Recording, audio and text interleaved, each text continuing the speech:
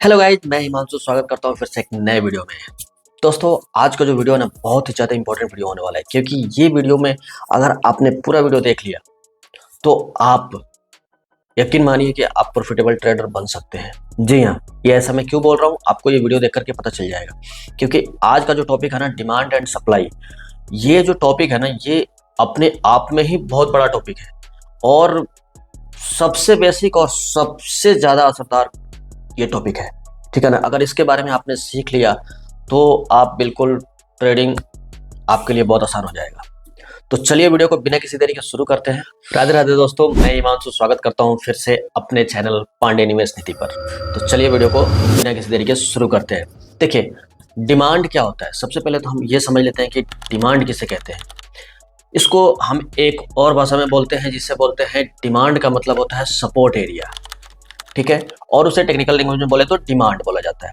Demand का मतलब क्या होता है ना, कि जैसे कि कोई ये हमारा दो पिलर्स हो गए, ठीक है, तो प्राइस हमारा मतलब अप एंड डाउन करके चलता है, ये तो सबको पता है, पिछले वीडियो में मैंने आपको बताया था।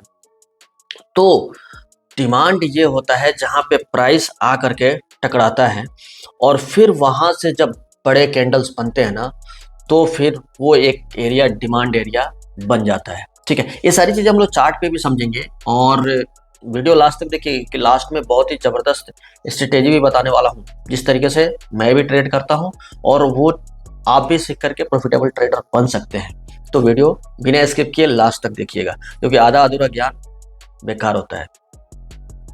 सप्लाई एरिया सेम इसके उल्टा होता है। अगर मार्केट नीचे से चलते हुए अगर ऊपर की तरफ जाता है और ऊपर एक सप्लाई एरिया पे जाकर के और वहां से अगर वापस से नीचे डाउन यानी बड़ी कैंडल्स बनती है, तो इस तरीके से वहां एक सप्लाई एरिया बन जाता है।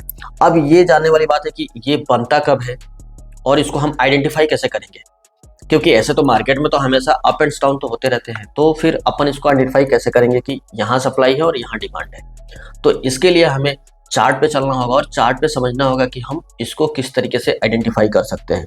ठीक है, तो मैं आपको सीधे अपने लैपटॉप के स्क्रीन पे लेके चलता हूं और वहां पे आपको दिखाता हूं कि हम सप्लाई और डिमांड किस तरीके से पहचान सकते हैं और उसके तरीके से आने वाले फ्यूचर में हम किस तरीके से उसके रेफरेंस को लेकर के ट्रेड कर सकते हैं। ठीक है, तो चलिए चलते हैं अपने लैपटॉप के स्क्रीन पे। हम लोग आ चुके हैं लैपटॉप के स्क्रीन पे और मैं आपको यहाँ पे पहले आपको थोड़ा सा ओवरव्यू बताना चाहूंगा कि किस तरीके से हमें पहले आइडेंटिफाई करना है। ठीक है, आइडेंटिफाई कैसे करते हैं। जैसे मान लो हमें अगर डिमांड आइडेंटिफाई करना है, तो ये एक लेवल हो गया।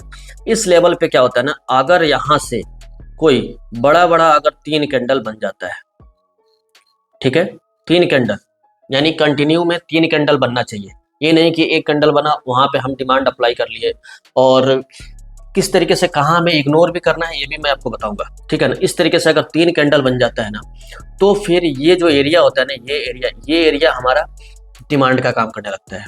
ठीक है, ये इसको हम चार्ट में प्रैक्टिकल करके आप बताता हूँ कि किस तरीके से ये काम करता है। तो चलिए, ये तो हो गया डिमांड के लिए। सेम इसका उल्टा होता है आपका सप्लाई। अगर ऊपर से ये है, अगर यहाँ पे भी अगर आपके 3 कैंडल बन रहे हैं, ठीक है, कंटिन्यू में अगर 3 कैंडल बन गया, तो ये जो एरिया हो गया ना, ये हमारा एरिया हो गया सप्लाई का एरिया, यानी कि इसको हम लोग बोलते हैं रेजिस्टेंस और इसको हम लोग बोलते हैं सपोर्ट। फिर हम लोग क्या हो रहा है ना, टेक्निकल किस तरफ बढ़ रहे हैं। तो अब आपको थोड़ा सा कॉन्शियस होकर के सारी चीज़ों को समझना है, क्योंकि जब तक समझेंगे नहीं, और पेन और नोटबुक तो लेकर के आपको बैठना ही है। अगर आप नहीं बैठ रहे हैं तो फिर इसमें मत बोलिएगा कि मैंने आपको बोला नहीं था। मैं हर वीडियो में आपको भी बात बोल रहा हूँ कि पेन और नोटबुक लेकर के जरूर बैठिए, ताकि ये सारी चीजें नोट कर पाए आप। ठीक है ना, तो चलिए अब हम लोग सीधा चार्ट पे चलते हैं और चार्ट पे सीधा समझ लेते हैं कि किस तरीके से हम लोग डिमांड और सप्लाई ड्रॉ कर सकते हैं। तो आपको सीधा ये हमारा बिटकॉइन का चार्ट है, मैंने ओपन कर रखा है यहाँ पे, ये BTC का चार्ट है। तो अब यहाँ पे हम लोग देखते हैं, देखिए एक यहाँ पे एक एरिया है, यहाँ पे सीधा सा समझिए, ये एरिया है यहाँ पे, ये 1 2 3 कैंडल कंटिन्यू यहाँ पे बना हुआ है। तो हमें क्या करना है ना, इस कैंडल के, यानी कि जैसे कि मैं आपको इंडिकेट करके बता देता हूँ, 1 मिनट। जैसे कि यहाँ पे इस कैंडल के, जैसे यहाँ पे 1 2 ये 3 कैंडल हमारा बना, तो इसके प्रीवियस वाला कैंडल के हाई और लो ले करके मार्क करेंगे। पहले सबसे ज़्यादा ज़रूरी है कि आपको मार्क कैसे करना है, पता कैसे करना है कि ये एक्चुअल में हम कहाँ पे डिमांड एरिया बनाएंगे और कहाँ पे सप्लाई एरिया बनाएंगे, ये सबसे ज़्यादा ज़रूरी है। ठीक है, तो इसके लिए आपको क्या करना है, रेक्टेंगल टूल लेना है। ठीक है, जोन ड्रॉ करना है हमको लाइंस ड्रॉ नहीं करने, हमको जोन ड्रॉ करना है। जोन का मतलब क्या होता है, हम बात ही कर रहे हैं कि डिमांड जोन एरिया, ना कि एक सिंपल सी लाइन नहीं, डिमांड एरिया।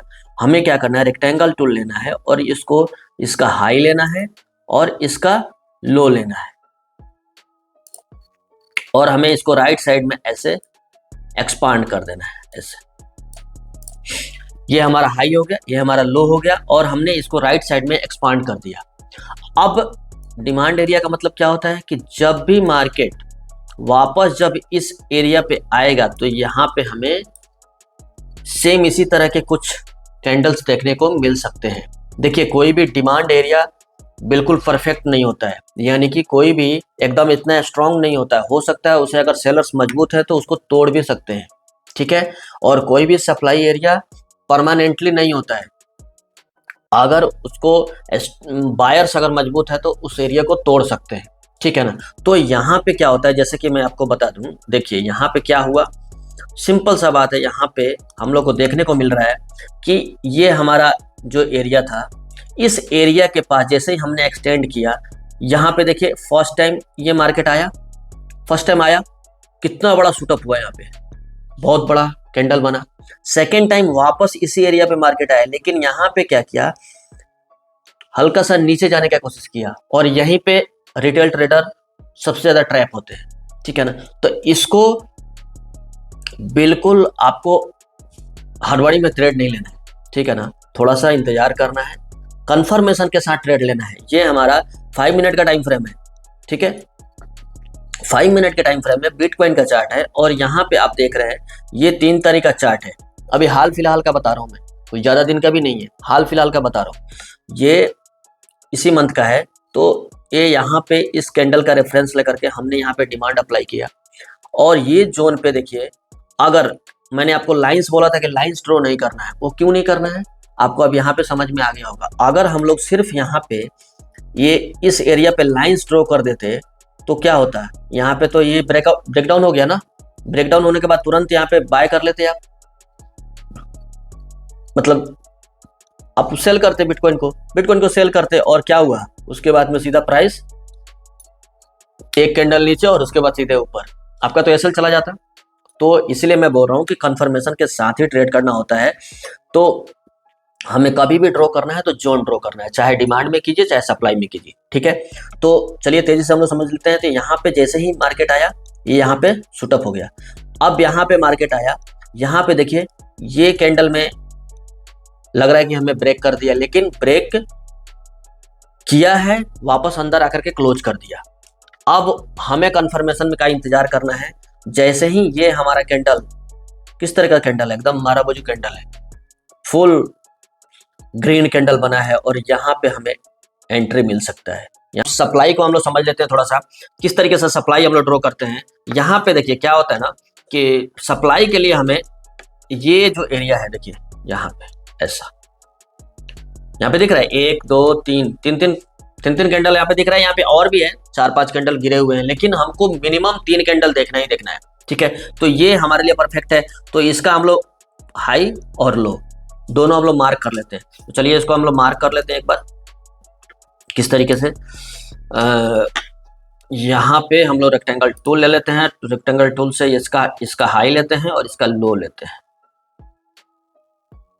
ठीक है, अब हमें इंतजार क्या करना है कि यहाँ पे प्राइस वापस से आए। ठीक है, हमें कोई हड़बड़ी में ट्रेड नहीं लेना है, बस प्राइस को आना है, हमारा कंफर्मेशन होना चाहिए, तब जाकर के हमको ट्रेड लेना है। अब हम लोग इंतजार करते हैं, आगे चलते हैं। यहाँ पे देखिए, यहाँ पे आया, हाँ अब यहाँ पे ट्रैप हुआ। चलिए ये एग्जांपल भी यहाँ पे मिल गया, बहुत अच्छा एग्जांपल है। मैं आपको क्या बोला था कि कभी भी आपको कोई भी ट्रेड में एग्जैक्ट मतलब जस्ट यहाँ पे आते ही आपको एंट्री नहीं लेना है। यहाँ पे क्या हुआ, यहाँ पे आने के बाद में देखिए एक बार प्राइस एक बार टकराया, 2 बार टकराया, 3 बार टकराया, 4 बार टकराया, उसके बाद ये अच्छा खासा रेड कैंडल बना, 5 बार टकराया। ठीक है, यहाँ पे हमारा एसएल जाएगा, क्योंकि ये जो रेड कैंडल बना है ना, बहुत अच्छा रेड कैंडल है, तो इस पे आप ट्रेड ले सकते हैं, नो डाउट। अगर ये चार्ट अगर यहाँ पे नहीं बना हुआ हो तो आप यहाँ पे ट्रेड ले सकते हैं। ठीक है, लेकिन आपका जब यहाँ पे आप इसके ऊपर जब स्टॉप लॉस लगा के रखेंगे तो ये कैंडल में आपका स्टॉप लॉस चला जाएगा। ठीक है, अब स्टॉप लॉस चला गया, इसको इस जो सप्लाई एरिया है ना, उसको इस कैंडल ने क्या किया, ब्रेक कर दिया। क्या किया, ब्रेक किया। ब्रेक किया तो इसका मतलब ये नहीं हुआ कि अब यहां से मार्केट अब ऊपर ही जाने वाला है। अब आपको तुरंत उल्टा साइड एंट्री नहीं लेना है, वहां भी आपको वेट करना है। ठीक है, वेट करना है। वेट क्या करना है, क्योंकि देखिए अब फिर से जब ये यहाँ पे क्या होता है ना, जो डिमांड जोन होता है ना, वो अगर ऊपर प्रेशर से मार्केट नीचे की तरफ आ रही है, अगर उसको, यानी कि यहाँ पे मैं आपको समझाता हूँ, जैसे ये यहाँ पे एक डिमांड जोन है। क्या जोन है, डिमांड जोन है। अगर प्राइस यहाँ से नीचे की तरफ आ रहा है और यहाँ पे इसको ब्रेक कर दिया, ब्रेक कर दिया, तो यहीं पे एंट्री नहीं बनाना है, कभी भी एंट्री यहाँ पे नहीं बनाना है, वेट करना है। हमें कंफर्मेशन का वेट करना है। वेट क्यों करना है, ये प्राइस को वापस यहाँ रिटेस्ट करके वापस अगर यहाँ पे फॉल करता है तो हमें एंट्री बनाना है, नहीं तो नहीं बनाना है। एग्जैक्ट आपका इसका उल्टा होता है, जो कि सप्लाई एरिया में होता है। सप्लाई एरिया में क्या होता है, प्राइस नीचे से ऊपर जाती है, ठीक है, नीचे से ऊपर गई, इसको ब्रेक कर दिया। ब्रेक करने के बाद हमारा क्या आदत होता है कि तुरंत ब्रेक करने के बाद हम एंटर लेते आ रहे हैं, प्राइस तो भाग जाएगा, जाने दीजिए उसको, मार्केट रहेगा, आप रहे ना रहे, ये हमेशा याद रखिए। ठीक है ना, और आपका कैपिटल अगर बचा रहेगा ना, तो आप हमेशा ट्रेड कर पाएंगे। देखिए ये बहुत छोटी छोटी बातें हैं, लेकिन ये चीज यूट्यूब में कोई नहीं बताता आपको, मैं बिल्कुल सही आपको बता रहा हूँ, ये चीज यूट्यूब में कोई नहीं बताता। सब लोग लगे पड़े हैं आपको बस मार्केट में कैसे लाए और आपका पैसे कैसे खाएं। क्योंकि देखिए ये जो बड़े कैंडल्स जो होते हैं ना, वो कौन बनाता है, वो आपको लगता है कि हम बनाते हैं और आप बनाते हैं और हम जैसे लोग बनाते हैं? नहीं भाई, ऐसा नहीं बनाते हैं। हम लोग कितने लॉट से ट्रेड करते हैं, आप लोग कितने लॉट से ट्रेड करते हैं, एक बार कमेंट करके मेरे को बताइए। मान लीजिए 10 लॉट, 20 लॉट, 50 लॉट, या फिर 5 लाख, 10 लाख, 20 लाख, इसी से ट्रेड करते होंगे ना। अगर खूब करते होंगे तो जाहिर सी बात है, खूब करते होंगे तो 1 करोड़ के रुपए से अगर इंडियन मार्केट में ट्रेड कर रहे हैं तो करते होंगे, ये भी हो सकता है। ठीक है, लेकिन इसको भी हम लोग रिटेल ट्रेडर ही बोलते हैं। ये जो बड़े बड़े जो विक्स होते हैं ना, ये बड़े बड़े जो कैंडल्स होते हैं ना, ये कैसे बनते हैं पता है, ये स्मार्ट मनी से बनता है। और वो स्मार्ट मनी क्या होता है, देखिए स्मार्ट मनी कॉन्सेप्ट, ये एक बहुत बड़ा टॉपिक है। तो अगर आप बोलेंगे, कमेंट करेंगे, कमेंट करके बोलिए कि भाई मुझे इस टॉपिक पे वीडियो चाहिए, तो मैं बना के दूंगा, एकदम इजी वे में हम लोग समझ करके बनाएंगे। कोई यहाँ पे हड़बड़ी नहीं है, ये नहीं है कि हमको 5 मिनट में वीडियो खत्म कर देना है। आपको व्यूज लाने का प्लान नहीं है मेरा प्लान है आपको सिखाने का।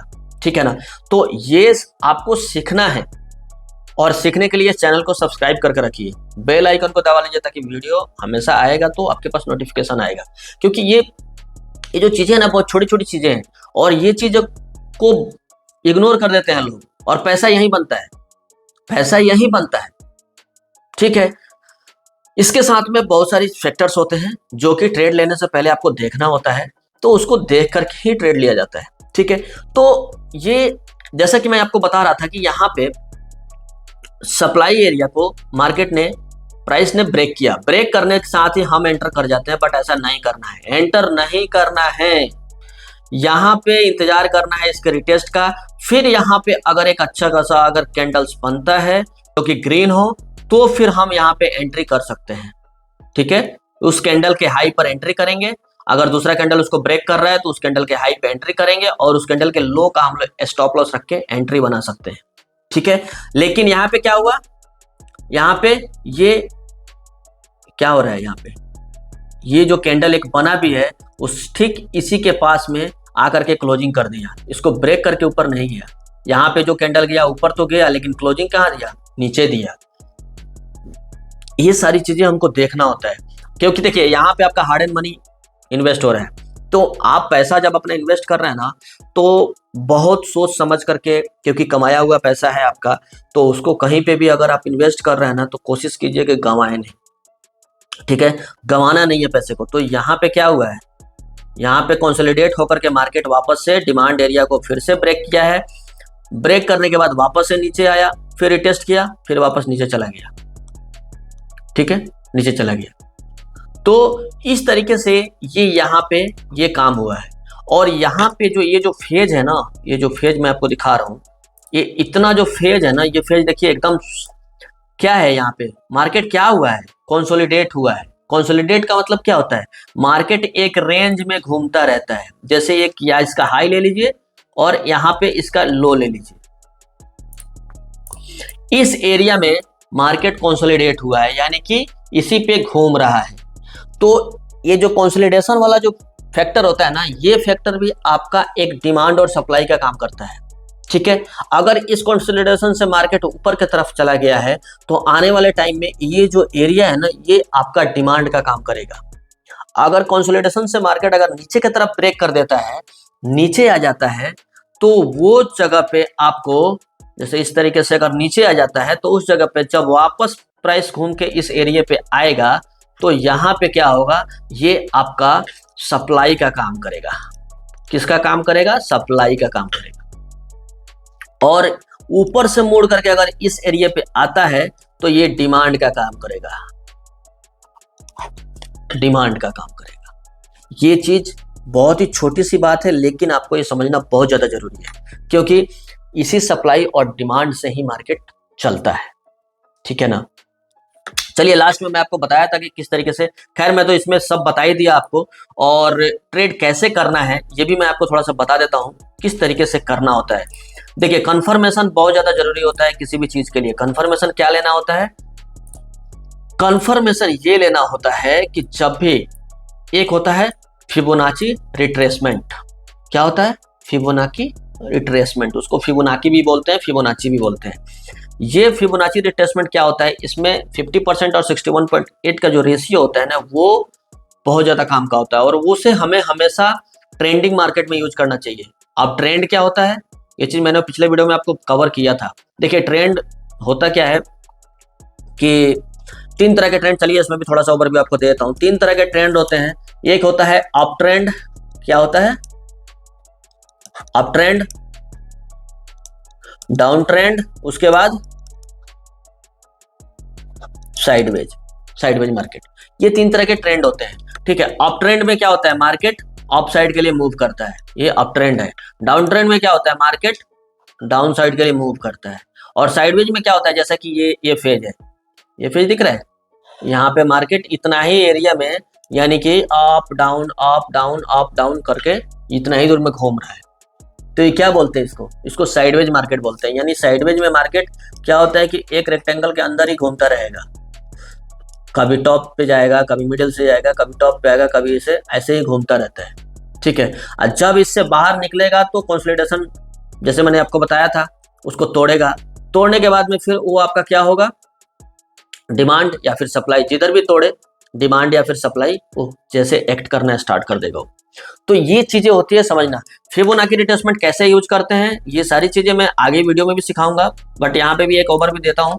जैसे ये ट्रेंडिंग मार्केट है, यहां से लिया और ये लो से लिया, टॉप पे लगाया। ठीक है, यहाँ पे टॉप पे। अब ये जो एरिया है ना, ये एरिया 0.5 से 0.618 का जो एरिया है, ये एरिया हमारा बहुत ही ज्यादा काम का एरिया है। इस एरिया में जब भी मार्केट आएगा, तो ये as a support, as a resistance काम करेगा। और हाँ, चलिए, ये चीज तो आप समझ गए। दूसरा चीज, एक और चीज आपको बताना था कि देखिए, कभी कभी क्या होता है ना, कभी कभी क्या, हमेशा ही होता है। अब एक थोड़ा सा यहाँ पे समझ लेते हैं हम बात को। देखिए, अब हमें यहाँ पे ये एक जोन मैंने ड्रॉ किया। अब ये ऊपर से आ रहा है, तो अगर यहाँ पे इस पे टकराया, ये कौन सा जोन हुआ, कमेंट करके जरूर बताइए। ये कौन सा जोन है, डिमांड हो गया उसके लिए। क्या हो गया, डिमांड हो गया। नीचे से मार्केट आ रहा है, अगर इससे टकरा रहा है तो एक उसके लिए क्या है, सप्लाई है। अब मैंने यहाँ पे क्या बोला, अब एक ही बॉक्स आपका दोनों काम कर रहा है, डिमांड भी हो गया सप्लाई भी हो गया। ये कैसे हो गया, ऐसा तो नहीं होना चाहिए। नहीं, ऐसा होता है। चलिए मैं आपको अभी समझाता हूं। जैसे क्या होता है, ये मान लीजिए कि एक एरिया है और ये एरिया है सप्लाई का। पहले क्या है, ये सप्लाई का एरिया है। प्राइस नीचे से आया, नीचे से आया, यहाँ पे आकर के ब्रेक कर दिया, इसको ब्रेक करने के बाद रिटेस्ट किया और प्राइस ऊपर की तरफ निकल गया। ये क्या था, पहले सप्लाई, यानी कि मार्केट को यहां से घूमना चाहिए था। लेकिन पहले भी मैंने आपको बताया था कि देखिए कोई भी सप्लाई इतना स्ट्रांग नहीं होता और कोई भी डिमांड इतना स्ट्रांग नहीं होता। उसको चाहे तो बायर्स सप्लाई को तोड़ सकते हैं और सेलर्स डिमांड को तोड़ सकते हैं, ठीक है। बट हमें कंफर्मेशन के साथ, स्मार्ट मनी के साथ घुसना होता है ट्रेड में। अब जैसे ही इसने इसको तोड़ा, तोड़ने के बाद जब रिटेस्ट करके वापस ऊपर निकल गया, तो यानी कि मार्केट अब अप ट्रेंड में चला गया, यानी कि अब मार्केट अप जा रहा है। तो अब ये जो है ना, ये एरिया हमारा आने वाले टाइम में जब प्राइस फिर से घूम के आएगा यहाँ पे, तो ये डिमांड कहलाएगा। अब ये सप्लाई की वैल्यू खत्म हो गई, अब ये डिमांड बन गया। तो ये भी कहना है कि सप्लाई जो है ना वो डिमांड भी हो सकता है और डिमांड जो है वो सप्लाई भी हो सकता है। बस प्राइस के मूवमेंट के हिसाब से उसकी जो भी नाम है वो चेंज होते रहते हैं। वीडियो में आपको बताना और सिखाना इस तरीके से मुझे नहीं लगता कि कोई आपको सिखाता होगा इतना प्यार से, इतना आसान से। कोई इसमें ये जल्दीबाजी नहीं है कि नहीं आपको मतलब नहीं ये नहीं देखना है, नहीं करना है। देखिए वीडियो पूरा देखिएगा तभी आपको समझ में आएगा, और पेन नोटबुक लेकर के बैठिए तो आपको अच्छे से समझ में आएगा। लिखते रहिएगा तो आपको पता चलता रहेगा, ठीक है ना। तो ये चीज आपको तो हमेशा करना है। तो वीडियो आपको अच्छा लग रहा है तो लाइक एक जरूर कीजिए, क्योंकि मेहनत तो बहुत लग रहा है वीडियो बनाने में। वीडियो बनाना है, स्क्रीन रिकॉर्ड करना है, अपने को रिकॉर्ड करना है, एडिट करना है, बहुत सारा तामझाम होता है। उसको एडिट करके, एडिट करने जितना देर वीडियो बनाने में नहीं लगता उससे ज्यादा टाइम लगता है एडिट करने में। तो प्लीज एक लाइक तो बनता है। चैनल पे नए हैं तो चैनल को सब्सक्राइब कर लीजिए, बेल आइकन को जरूर दबा लीजिए और अपने दोस्तों के साथ शेयर कीजिए, ताकि वो भी अगर इस प्रॉब्लम से जूझ रहे हैं ना, लॉस पे लॉस किए जा रहे हैं, तो पहले बेसिक सीख लें, तब उसके बाद मार्केट में आए। करेंगे ना, हम दोनों आदमी ट्रेड करेंगे, सब लोग ट्रेड करने वाले हैं, हम सब लोग। उसके लिए बिल्कुल निश्चिंत रहिए, पहले एक बार ये सीख तो लीजिए। सब कुछ करेंगे इस चैनल पे, ठीक है। तो अच्छे से अपने दोस्तों के साथ समझाइए और उनको भी जुड़ने के लिए बोलिए, ठीक है। वीडियो कैसा लगा, अच्छा लगा तो लाइक तो जरूर कीजिए, ठीक है। मिलते हैं फिर से किसी नए वीडियो में, तब तक के लिए take care, bye bye, Radhe Radhe.